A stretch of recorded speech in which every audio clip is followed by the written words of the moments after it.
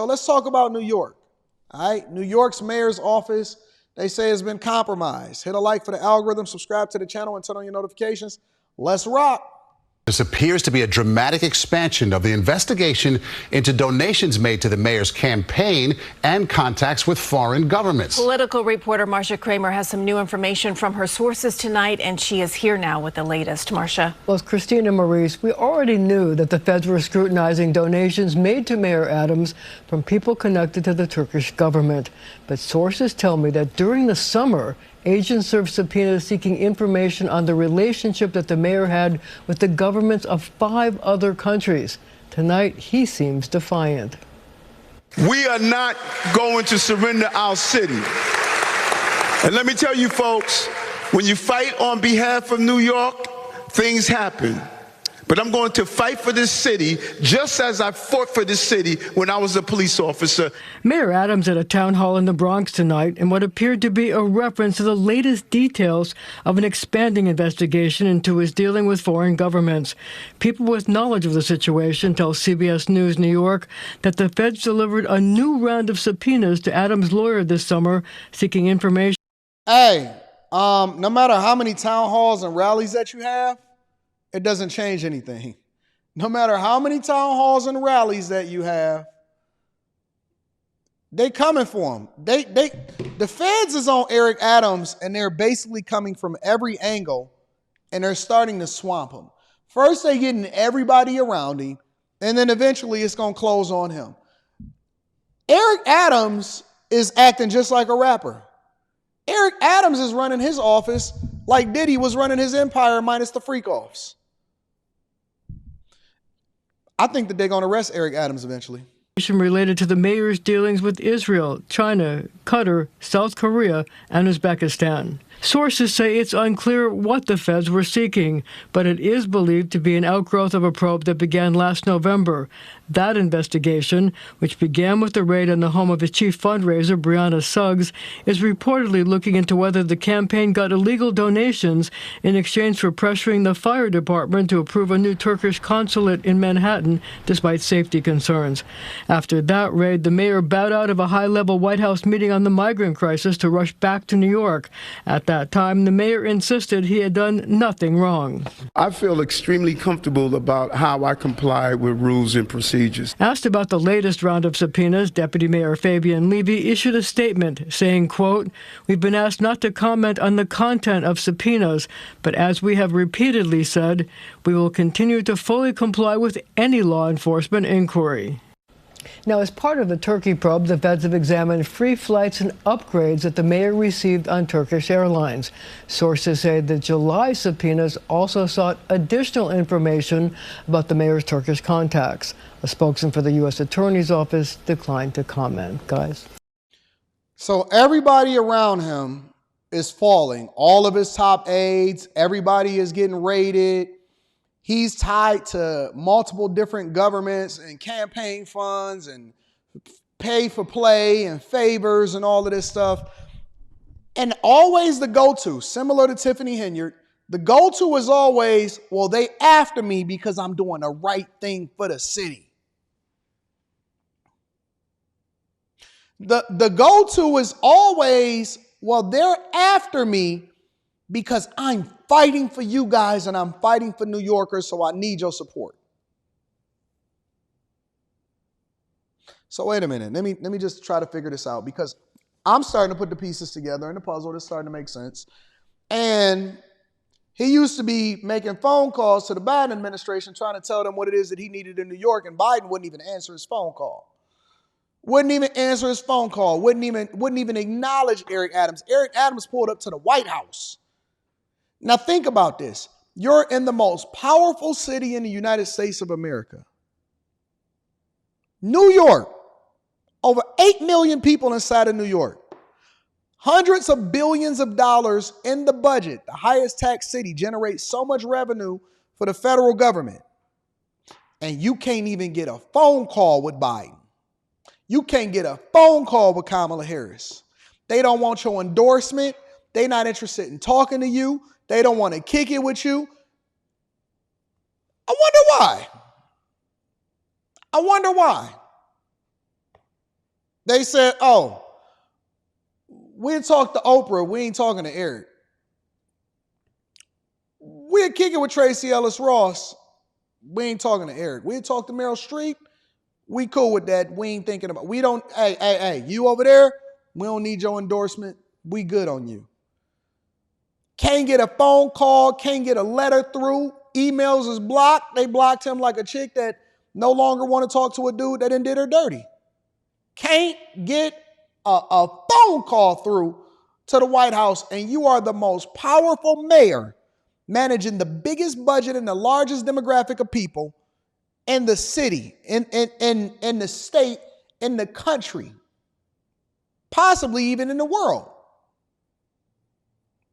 Here's Andrew Cuomo, and they were having a conversation about how corrupt and how the mayor's office has been compromised, and you can see the web. You can see the web of people that start, even the lawyer resigned and said, I don't want to even be a part of this. I don't even want to defend this. I don't even want to be associated with what's going on in this administration. Is it me, or does it seem that the DOJ and the FBI are raiding everybody in a way that we have never seen before?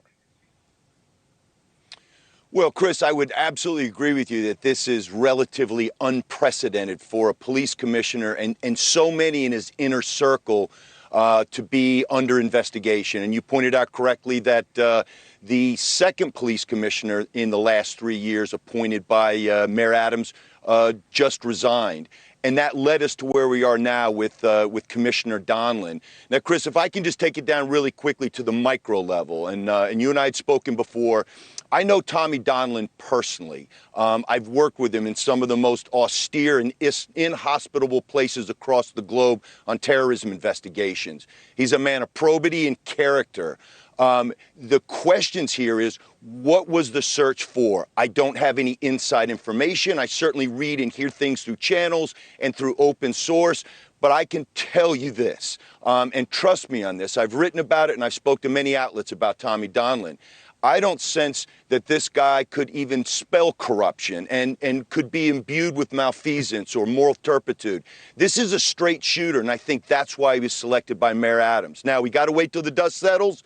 We know there's an investigation ongoing. We do know this. It has nothing to do with any of his actions at the NYPD, and I am reasonably confident he is cooperating fully with the feds on this investigation.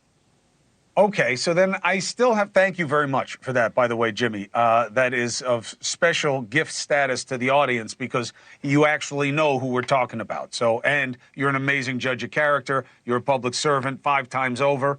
So we respect your take. Stu, now it makes even less sense. Because if this guy is so stand-up, why would they treat him like this? And if he's such a stand-up guy, why would it have ever gotten to this point? Where it could have been a phone call from a guy with extended family. At worst, it could have been a subpoena. Why this way?